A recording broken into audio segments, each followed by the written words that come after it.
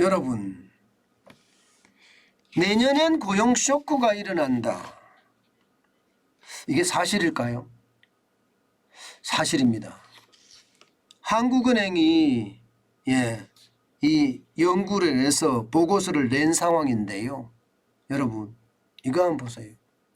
2023년 월 평균 취업자 예상 증가수입니다. 8만 5천 명밖에 안 돼요. 8만 5천 명. 와, 큰일 났어요. 올해는 어떻게 됐나요, 여러분? 올해는 여러분 보시다시피 82만 1,000명이에요. 82만 1,000명. 82만 1,000명인데 내년에 가면 월 평균 증가율이 8만 5천 명. 10분의 1 수준으로 떨어진다는 이야기잖아요. 이것은 여러분 어마어마한 충격이 될 거라고 저는 예상을 합니다. 예. 여러분 보시다시피 지금 한국은행에 분석한 거예요. 82만 1,000명이 내년에 어떻게 줄어드는지. 당장 말입니다. 리오프닝을 하면서 많은 사람들이 여러분 알다시피 이게 택배 배달하는 쪽으로 사람들이 많이 몰려갔다고 하잖아요. 택시 기사들도 그리 몰려가고요. 회사원들도 그리 몰려가고요. 그러다 보니까 리오프닝에서 많은 인력들이 만들어졌습니다. 그러면서 말입니다.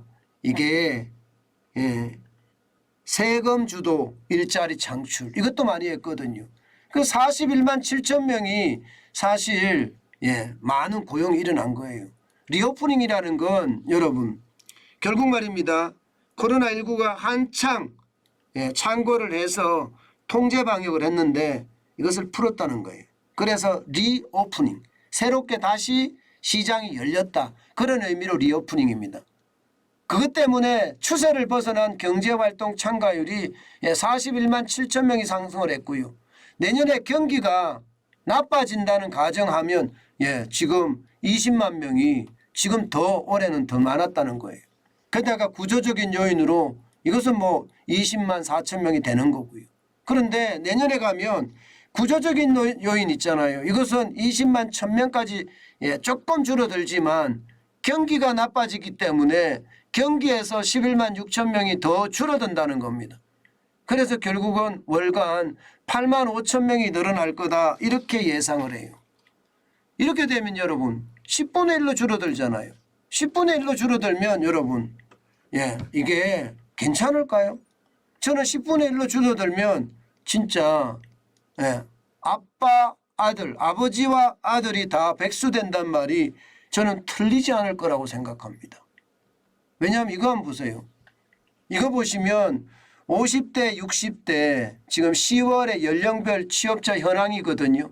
이것을 보면 50대 이상 비중이 89.66%입니다. 바로 이 부분이 줄어든다는 이야기잖아요. 이 부분.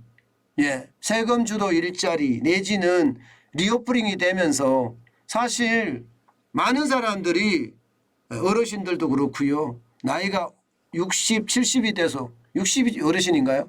저도 이제 60이 좀 돼가네요. 어쨌든 이 60, 70대들이 배달에 나섰거든 사실은요.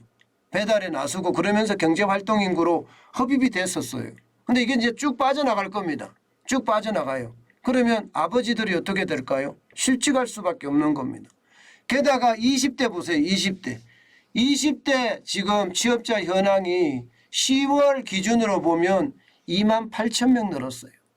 질끔 늘었죠. 질끔. 심지어 40대는요. 11,000명이 줄었습니다.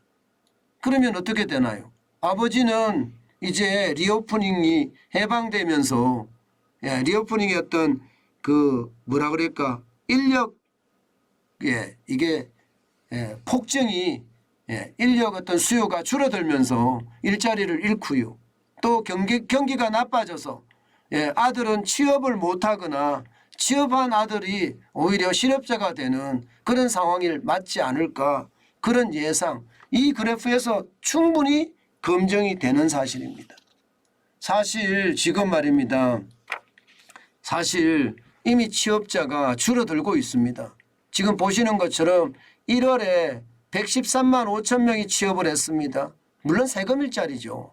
게다가 3월 9일 대통령 선거를 놔두고 1월, 2월, 3월에 워낙 많은 돈을 풀고요.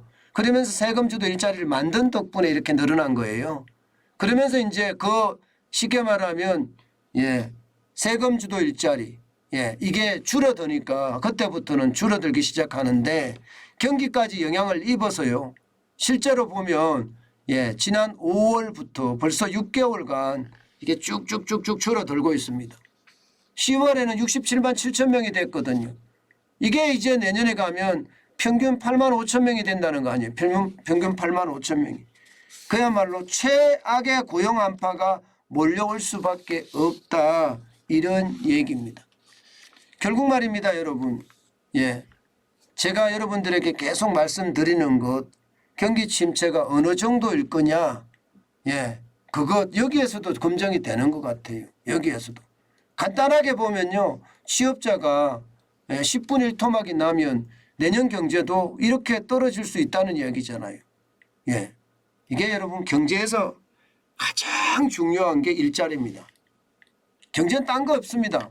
제가 경제 성장률을 이야기할 때 늘 그런 이야기를 합니다. 소비가 중요하다, 수출이 중요하다, 그리고 투자가 중요하다. 이 세 가지가 경제 성장률을 좌지우지한다. 이렇게 이야기 말씀을 드렸잖아요. 그런데 이 세 가지 소비를 하든 수출을 하든 투자를 하든 일자리가 늘어나지 않으면 말짱 도루묵이거든요. 그래서 일자리가 굉장히 중요한 거예요. 일자리가.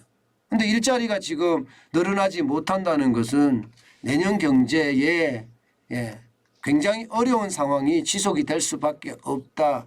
그 이야기입니다. 참 이런 것을 보면 여러분 경기가 좋아질 게 아무것도 없어요. 지표상으로 보면 계속 나쁜 지표만 나와요. 좀 좋은 지표가 나왔으면 좋겠습니다. 그나마 외환보유고가 조금 좋은 지표로 나왔던 1순위라고 이야기할 수 있습니다. 외환보유고 11월 달에 21억 달러가 늘어났다. 뭐 환율이 착시가 돼서 그렇게 됐든 어쨌든 지금까지 긍정적인 지표는 그거 하나뿐인 것 같아요. 그죠? 외환보유고가 21억 달러 늘어났다. 이거 하나뿐인 것 같아요. 이게 이제 긍정적인 지표가 많아져야 됩니다. 아마 당분간 긍정적인 지표가 많아지기는 힘들 것 같고요. 부정적인 지표가 더 많아지다가 이게 침체의 늪에 빠지고 시장의 어떤 변화, 시장의 변화라는 게 금리가 어떻게 되느냐가 가장 큰 변화입니다. 금리를 동결할 거냐, 금리를 내릴 거냐의 문제 말입니다. 앞서 시티은행은 8월부터 내린다고 이야기한 이게 바로 가장 큰 변화거든요. 이런 변화가 없지 않는 한 경기가 좋아지기가 참 쉽지 않습니다. 여러분, 시장은 변화무쌍합니다. 그 변화무쌍함에 대응하려고 하면요. 늘 정환진 TV에 귀 기울여 주시는 거 잊지 마시고요.